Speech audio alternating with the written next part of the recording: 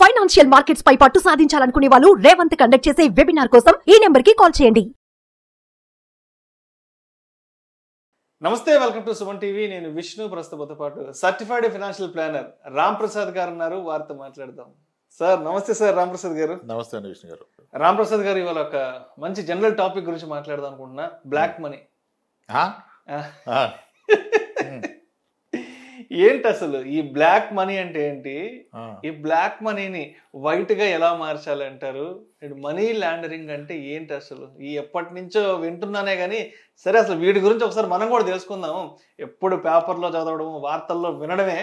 But ఇవాళ అసలు దీని గురించి కంప్లీట్ ఇన్ఫర్మేషన్ తెలుసుకుందామని ఈ టాపిక్ గురించి మాట్లాడుతున్నా. మీడియా వ్యక్తులు ఎలక్షన్ అయిపోయాక బ్లాక్ మనీ అంటే ఎంత సంపాదించారు సార్ మీరు? ఏ టైంలో అడుగుతున్నారు బ్లాక్ మనీ గురించి? నేను సంపాదించడం కాదు, కానీ రోజు పేపర్లో చూస్తుంటాం కదా, ఇంత బ్లాక్ మనీ పట్టుకున్నారు, అంత బ్లాక్ మనీ పట్టుకున్నారు. రోజు మా వార్తల్లో మా జర్నలిస్టులు చెప్తుంటారు, చదువుతుంటారు కదా.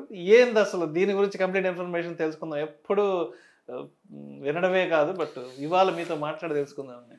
Sir, black money, money laundering, Swiss bank ఇవన్నీ చాలా పెద్ద విషయాలు. పెద్ద పెద్ద విషయాలు. అంటే మిడిల్ క్లాస్ వ్యక్తులు ఆడదాకా వెళ్ళలేరు, కానీ అవి తెలుసుకొని టైం వేస్ట్ చేయడం తప్ప ఉపయోగం లేదు. అసలు బ్లాక్ మనీ అంటే ఏంటి, ఆ ట్రాప్లోకి వెళ్లకుండా మనిషి ఎలా ఉండాలో చూద్దాం. ఎలా కన్వర్ట్ చేయాలనేది మనం కాంట్రిబ్యూట్ చేస్తున్నట్టు కదా, సొసైటీని స్పాయిల్ చేస్తున్నట్టు అట్లా కాదు. బట్ ఇలాంటి విషయాల జోలికి వెళ్లకుండా ఉండాలి ఏంటంటే దాని గురించి మాట్లాడుకుందాం. దయచేసి ప్రేక్షకులు గమనించగలరు. ఇటువంటి వాటిని ఏదో ప్రేరేపించడమో లేదంటే అటువైపుగా తీసుకెళ్లడమో కాదండి ఈ యొక్క వీడియో యొక్క ఉద్దేశం.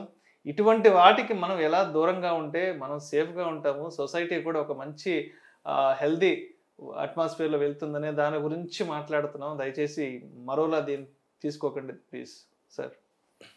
Black money in a simple language ఆధారాలు లేని మనీ, అన్అకౌంటెడ్ మనీ, ట్యాక్స్ ఎగ్గొట్టిన మనీ, అక్రమ మార్గాల ద్వారా సంపాదించిన money, corruption, crime, settlements, bribe ఇటువంటి తీసుకున్నప్పుడు వచ్చిన మనీని బ్లాక్ మనీ అంటారు.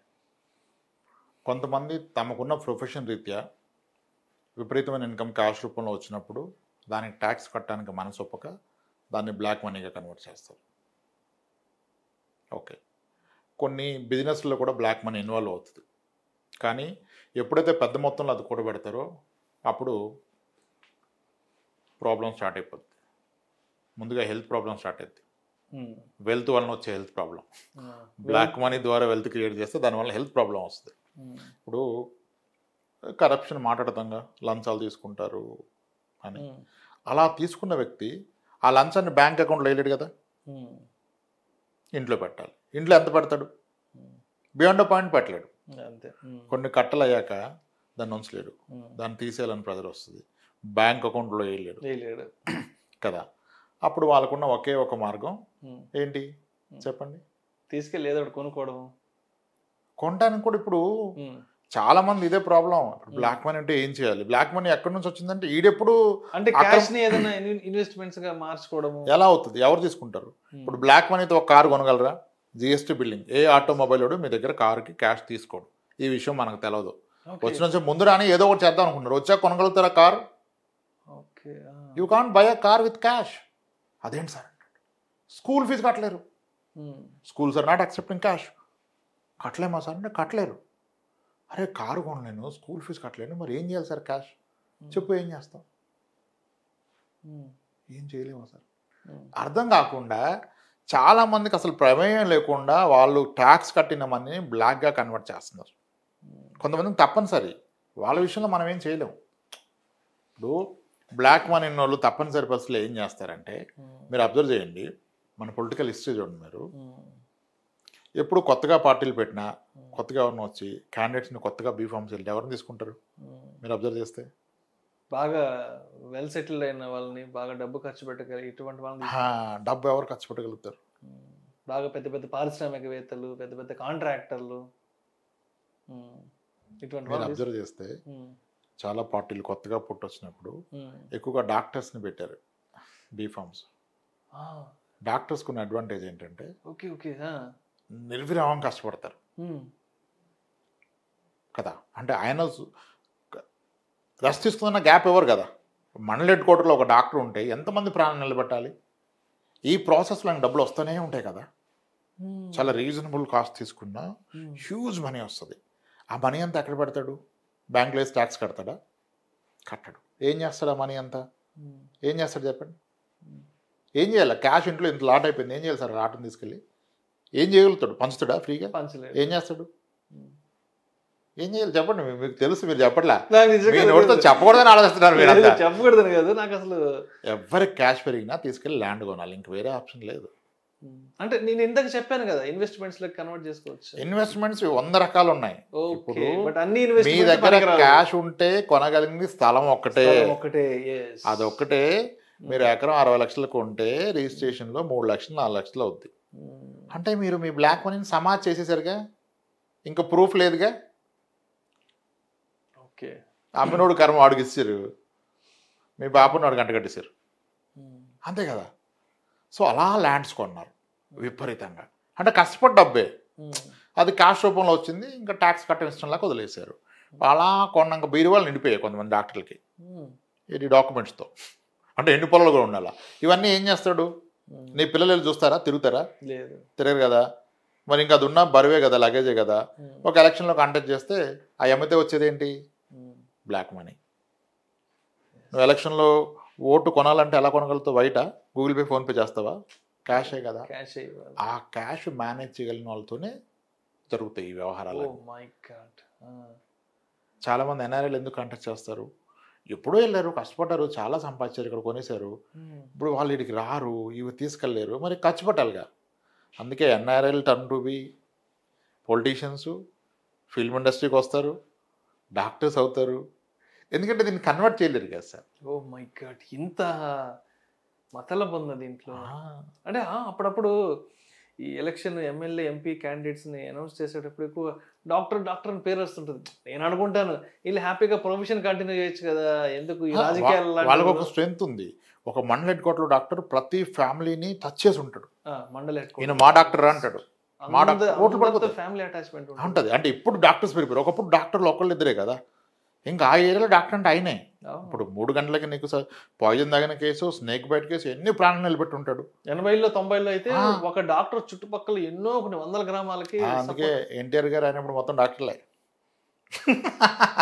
సార్ మీరు చెప్తుంటే నిజంగా ఇప్పుడు అర్థమవుతుంది. పాత వాళ్ళ ఎవరైతే 80లో 90లో వచ్చినారో డాక్టర్ ఎక్కువ డాక్టర్సే sir. Oh my god. First ఇక్కడ ఎక్కడ రాంగ్ ఫ్యాక్ట్ చెప్పట్లా. నేను చెప్తుంది ఏంటంటే వాళ్ళు సమాజానికి తెలుసు, సమాజానికి సేవ చేశారు. ప్రతి ఓటర్ ఈ నా డాక్టర్ అని గుర్తుపడతాడు. అంటే నాకు అర్థం కాని విషయం ఏంటంటే వీళ్ళు లక్షలు ఖర్చు పెట్టి ప్రొఫెషన్లోకి వచ్చారు, హ్యాపీగా ఏదో సొసైటీకి సేవ చేస్తున్నారు, మనుషుల ప్రాణాలు కాపాడుతున్నారు. ఎందుకు అంత పీస్ఫుల్గా ఉండే జాబ్ వదిలేసుకుని ఈ రాజకీయాల్లోకి రావడం ఎందుకు? వాళ్ళ చేత వీళ్ళ చేత రాళ్ళు వేయించుకోవడం ఎందుకు? గుడ్డగాల్చి పైన వేయించుకోవడం ఎందుకు? ఏంట్రా బాబు, ఎందుకు వీళ్ళకి ఇంత అవసరం? హ్యాపీగా డాక్టర్గా ఉంటే వాళ్ళకి అంటే వాళ్ళ పేరు వాళ్ళ మర్యాద మంచిగా ఉంటాయి కదా, రాజకీయాల్లోకి ఈ రొంపులోకి రావడం ఎందుకని నాకు అనిపించేది. బట్ మీరు చెప్తుంటే అర్థమవుతుంది. ఇప్పుడు ఇది కూడా సేవ చేయడం సార్. కానీ అంటే డబ్బులు అంటే ట్యాక్స్ కట్టని మనీ తెచ్చే కష్టాలు ఇవన్నీ. ఓ మై గాడ్ కదా. సో ఇప్పుడు ఒక డాక్టరు ఇప్పుడు లేదు, ఆ ప్రాక్టీస్ తగ్గిపోయింది. ఎందుకంటే ఇప్పుడు అంతా డిజిటల్ ట్రాన్సాక్షన్ వచ్చింది, డిజిటల్ అయిపోయింది. ఒకప్పుడు అలా ఉండే. సో అప్పుడు వాళ్ళు అలా చేయడం కరెక్ట్. నేను ఐడెంటిఫై చేసిన పాయింట్ ఏంటంటే the person who is getting benefit, maybe legal benefit or illegal యాక్టివిటీకి వచ్చిన బెనిఫిట్ క్యాష్ రూపంలో వచ్చినప్పుడు ఆయన చేయడం కరెక్టే. కానీ the person who is paying 30% tax investing in asset which is going to give him black money is very wrong thing కదా. ఇప్పుడు ఒక మర్డర్ చేస్తే, ఒక కిడ్నాప్ చేస్తే బెనిఫిట్ ఎలా తీసుకుంటాడు సార్? వాడు అకౌంట్ ట్రాన్స్ఫర్ చేయమని అడుగుతాడా? సూట్ కేసులో తెచ్చి నిర్మానుష ప్రాంతంలో అదే కదా బ్లాక్ మనీ, అదే కదా బ్లాక్ మనీ. సో ఆ మనీని మనం ఎందుకు టచ్ చేయాలి అనేది నా పాయింట్. తప్పనిసరి చేసే వాళ్ళది అది వేరే స్టోరీ, వాళ్ళకి తెలుసు ప్రొసీజర్ అంతా. చాలా ఉన్నాయి. అగ్రికల్చర్ ఇన్కమ్ ద్వారా వైట్గా కన్వర్ట్ చేయొచ్చు, కొన్ని బిజినెస్లు పెట్టి చేయొచ్చు. కొంతమంది చేస్తారు, ఒక రెస్టారెంట్ పెడతారు, ఆడ కస్టమర్ ఎవడు రాడు, రోజు ఇన్ని ప్లేట్లు అమ్మినట్టుగా వేసుకొని అదంతా మెల్లిగా రోజుకి ఇంత కౌంటర్ వేసుకొని దానికి ట్యాక్స్ జిఎస్టీలు గట్టి చేసుకోవచ్చు. షెల్ కంపెనీస్ అంటే అవే సార్. షెల్ కంపెనీస్ రెగ్యులర్గా మన వార్తల్లో ఏంటంటే అక్కడ ఏమి ఉండదు. ఏం ఉండదు అక్కడ. ఈ పెద్ద పెద్ద పారిశ్రామికవేత్తల పేర్లు కూడా రెగ్యులర్ గా ఎవరైతే పెద్ద పెద్ద అంటే లక్షల కోట్ల మార్కెట్ క్యాపిటలైజేషన్ పెద్ద పెద్ద ఎవరైనా వాళ్ళ పేర్లు కూడా చెప్తుంటారు. వీళ్ళ ఫ్యామిలీకి సంబంధించిన షెల్ కంపెనీస్ ఉన్నాయి, దానివల్ల ఇవాళ వీళ్ళ పేరు బయటకు వచ్చింది. సింపుల్ సార్, ఇప్పుడు ఒక రెస్టారెంట్ పెట్టినట్టుగా చూపించారు. రెస్టారెంట్కి ఎవరు రావట్లా, రెంట్ కడుతున్నారు. రోజు రెస్టారెంట్ 200 మంది వచ్చి తిన్నారు, తలా 1500 బిల్ చేశారు. రోజుకు 4 లక్షలు వేస్తే క్యాష్ తీసుకెళ్ళి బ్యాంక్లో డిపాజిట్ చేస్తారు. అడుగుతారు కదా బ్యాంకర్ ఎక్కడంటే restaurant business. Very interesting facts అసలు మీరు చెప్తుంటే అర్థమవుతుంది. రోడ్డు మీద సరదాగా ఎప్పుడైనా జూబ్లీ హిల్స్, బంజారా హిల్స్ అనుకుంటే ఏంట్రా ఇంత పెద్ద షోరూమ్ పెట్టారు, జనాలు ఎవరు రారు, కూర్చొని ఈగలు తోలుకుంటా ఉన్నారు, వీళ్ళు ఈ రెంట్లెట్ కట్టుకుంటారు, వీళ్ళ మెయింటెనెన్స్ ఏంది, స్టాఫ్కి ఏం జీతాలు ఇస్తారు, ఎప్పుడు నీట్గా అద్దాలు చూసి అలా పెట్టుకో ఉంటారే అని నేను మా వైఫ్ బైక్ మీద వెళ్తుంటే మాట్లాడుకుంటుంటాం. మా వైఫ్ అడుగుతుంటుంది, ఏంటంటే వీళ్ళు ఇంత పెద్ద ఏదో షోరూమ్ సంథింగ్ ఏదో పెట్టారు, ఏం అసలు మనుషులు వస్తున్నట్టు పోతున్నట్టు కూడా ఉండదు ఏంటంటే. కాదు సార్, ఇదొక మార్గం. అగ్రికల్చర్ ఇన్కమ్ అనేది నాన్ టాక్సిబుల్ కదా. Non taxable. చాలా మంది పొలిటీషియన్స్ కలర్ క్యాప్సికమ్లు, స్వీట్ పొటాటోలు, బ్రోకోలీ ఏవో పండించి కోట్లు ఇన్కమ్ చూపిస్తారు సార్. చాలా మంది సెలబ్రిటీస్ కూడా నార్త్ ఇండియాలో చాలా మంది సెలబ్రిటీస్ ఆర్గానిక్ ఫార్మింగ్ పెద్ద పెద్ద 100,000 ఎకరాల్లో ఈ మీరు చెప్పినట్టు పెద్ద పెద్ద తోటలు, క్యారెట్ పంటలు అని చెప్పి, రకరకాల పండ్ల తోటలు అని చెప్పి కోట్లు వచ్చేసి అంటారు కదా. నేను ఒక వీడియో కూడా చూశాను. అంటే ఈ ఏ సెలబ్రిటీ ట్యాక్స్ నుంచి తప్పించుకోవడానికి ఎవరెవరు ఇలా ఫార్మింగ్ చేస్తున్నారు ఇన్స్టాగ్రామ్ లో కొన్ని వీడియోస్ ఉన్నాయి. అగ్రికల్చర్ ఇన్కమ్ నాన్ టాక్సిబుల్ కాబట్టి ఓకే, చాలా మంది పంజాబ్ లో అటువైపు బెంచ్ కార్లు తిరుగుతారు కానీ ట్యాక్స్లు పే చేయరు. అంత అగ్రికల్చర్ ఇన్కమ్ కదా. వెరీ రిచ్ ఫార్మర్స్ ఉంటారు కొన్ని స్టేట్స్ లో. అందుకేమో సినిమా యాక్టర్లు కూడా చాలా మంది చెప్తుంటారు, మా ఈ వీకెండ్ మా ఫామ్ లో స్పెండ్ చేసి వచ్చావు, మా ఫ్యామిలీతో ఉన్నాం, ఇదిగోండి మా ఫామ్ లో వేసిన మామిడికాయలు, లేకపోతే ఇంకో ఏదో చేసి చూపిస్తుంటారు. అంటే అవుట్ ఆఫ్ ప్యాషన్ చేసే వాళ్ళు ఉంటారు కానీ అదొక మార్గం. అయితే ఇప్పుడు నా మార్గాలు చెప్పే ప్రయత్నం చేయట్లేదు. అసలు నువ్వే ట్యాక్స్ పే చేస్తున్నావని బ్లాక్గా ఎందుకు కన్వర్ట్ చేస్తున్నావు అనేది నా క్వశ్చన్. నువ్వు పెట్టే పెట్టుబడి నీకు ఇన్ రిటర్న్ బ్లాక్ ఇస్తే దండగా. ఇప్పుడు చాలామంది స్ట్రగుల్ చూస్తాం. ఇప్పుడు స్థలం అమ్మాడు, ఒక 60-50 లక్షల చేతుల్లోకి వచ్చింది. ఏం చేస్తాడు, కారు కొందాం అంటే వాడు ఎవట్లా ఆటోమొబైల్. పిల్లలు స్కూల్ ఫీజు కట్టలేనా సార్, కట్టలేవు. మరి ఎలా సార్, ఏం చేయాలి సార్, ఏం చేస్తావు నువ్వు సార్, ఇల్లు కొందామంటే అదేంటి సార్, క్యాష్ తీసుకోవట్లేదు. మేజర్ బిల్డర్ ఎవరు తీసుకోడు క్యాష్, అంతా జిఎస్టీ బిల్లింగ్. ఇప్పుడు మేజర్ బిల్డరు లిస్టెడ్ కంపెనీస్ మీరు వెళ్తే తీసుకోరు. ఎవరన్నా తీసుకున్నారంటే మీరు ఆలోచించాలా. అది ప్రాక్టీస్ ఫెయిర్ అయిపోయింది కదా. సో అంటే నీకు ఇల్లు కొనడానికి పని చేయదు బ్లాక్ మనీ, స్కూల్ పిల్లల ఫీజులు కట్టడానికి పని చేయదు, నువ్వు కారు కొన మరి ఏం కొనడానికి పని చేస్తుంది? మళ్ళీ అదే స్థలం కొనుక్కోవాలా. మరి అంతే కదా సార్. అంటే మరి ఎందుకు బాబు నువ్వు బకెట్లో నీళ్ళు మగ్గులోకి, బగ్గులో నీళ్ళు బకెట్లోకి పోస్తున్నావు? పర్పస్ ఉండాలి కదా. సో కొంతమందికి ఇంకా ఆప్షన్ లేదు, కొనుక్కోండి. కానీ 30% ట్యాక్స్ వేసిన వ్యక్తి తీసుకెళ్ళి దాని ఫ్యూచర్ ప్రొసీడింగ్స్ దాన్ని అమ్మితే వచ్చేది బ్లాక్ అయినప్పుడు నువ్వు ఆలోచించుకోవాలి కదా.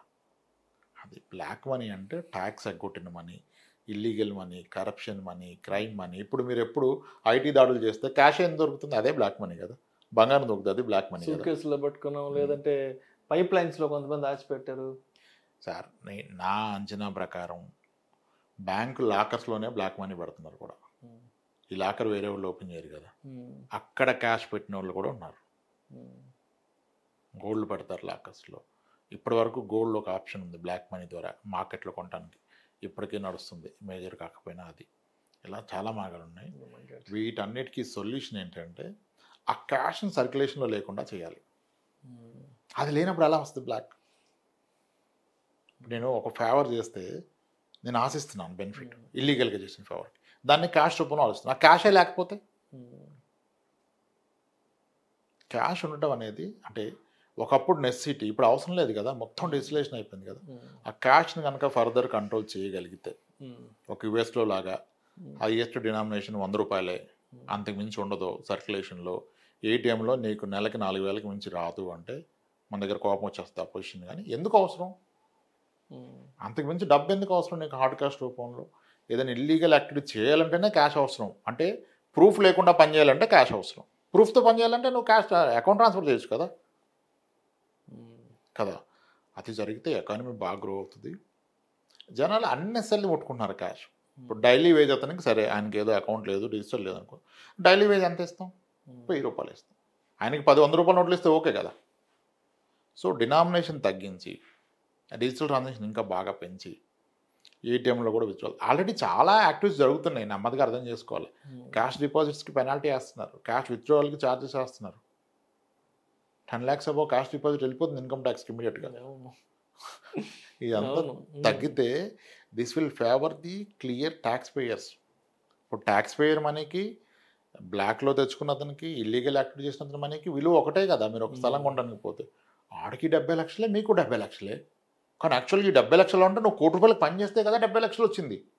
అప్పుడు నువ్వు సేమ్ రేటు కొన్నట్టు అవ్వదు, నువ్వు you buying it for higher price. రేపు మళ్ళీ ఇంటర్ నువ్వు అమ్మితే నీకు మళ్ళీ బ్లాక్ వస్తుంది, దాన్ని నువ్వు వాడుకోలేవు, అతను వాడుకుంటాడు. ఆల్రెడీ కరప్షన్ క్రైమ్ బ్యాక్గ్రౌండ్ ఉన్న సెటిల్మెంట్ అతను, ఆయన అయ్యో యాక్టివిటీస్ కదా, ఆయనకి ఆ మనీయే కావాలి. దీన్ని వ్యవస్థలు అర్థం చేసుకోవాలి. చేసుకొని మనం దూరంగా ఉండగలను, దూరంగా ఉంటాం బెస్ట్. ఇప్పుడు ఒక అన్రిజిస్టర్డ్ చిట్ వేస్తాడు, అన్రిజిస్టర్డ్ చిట్ ఫస్ట్ దానిలో రిస్క్ ఉంది. అందరు మంచోళ్ళు చెడ్డోడు ఎవరు లేడు. ఆర్గనైజర్కి ఏమన్నా ప్రాబ్లం వస్తే ఆయనకి ఏమన్నా కొడితే నీకు అది కొడతాడు, ఆయనకి హెల్త్ ప్రాబ్లం వస్తే ఎవరు లేడు, ఆయన పోతే నీకు డబ్బులు రావు కదా. అసలు ఎందుకు వేస్తున్నావు నువ్వు? మళ్ళీ ఆ రిటర్న్ నీకు క్యాష్ ఇస్తాడు, క్యాష్ ఏం చేస్తావు? ఏమీ చేయలేడు కాబట్టి స్థలంగా ఉంటాడు, అదొక ప్రాబ్లం. సో అసలు ఆ ట్రాప్లోకి వెళ్ళొద్దు. మీ మనీని అకౌంట్ ద్వారా మేనేజ్ చేయండి, so that you will participate in economy. ఇప్పుడు మీ పాకెట్లో కనుక 10,000 ఉంటే అది పూర్తి మీ ఆధీనంలో ఉంది. మీరు దాన్ని తగలెట్టవచ్చు, కిందెట్టు తొక్కొచ్చు, భూమిలో పాతపెట్టి ఆడికి పెనకకుండా చేయొచ్చు. అదే 10,000 మీరు బ్యాంకులో పెడితే banker will give it someone as loan. ఆడెవరికి ఇస్తాడు సార్? రొటేషన్ అవుతుంది, ఎకానమీలో రొటేషన్ అవుతుంది కదా. 10 times వాడుకోవచ్చు. బ్యాంక్లో 1 లక్ష, మీ పాకెట్లో 1 లక్ష మీ ఆధీనంలో ఉంటుంది, పార్టిసిపేట్ చేయదు. That's where problem is. అంటే slowly economy is moving towards that.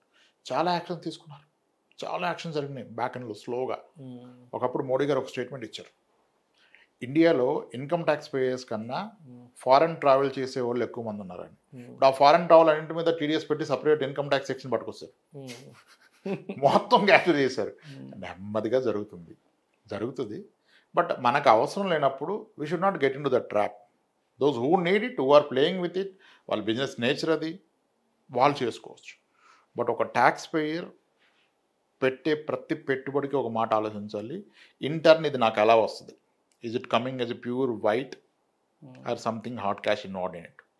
ఇప్పుడు హాట్ క్యాష్ వాడుకునే అవకాశం ఉందా నీకు? లేదు. Then avoid it. Yes sir, simple. అంటే మధ్యతరగతులకు ఎందుకంటే ఎందుకు సార్? మనకెందుకు స్విస్ బ్యాంక్ అకౌంట్ ఎలా ఓపెన్ చేయాలి, నెంబర్డ్ స్విస్ బ్యాంక్ అకౌంట్ ఎలా తీసుకోవాలి, ఉంటాయి స్విస్ బ్యాంక్లో నెంబర్డ్ అకౌంట్ అని. There will be not be name ఉండదు, ఓన్లీ నెంబర్ ఉంటుంది. అక్కడ ఎంప్లాయ్ కూడా ఎవడో తెలియదు, అకౌంట్ ఎవడదు. అవన్నీ హై అండ్ హై మనం ఏం చేయలేము, మనకేమో వాటి గురించి వాడతారు, అవన్నీ మనకెందుకు స్థాయిలో.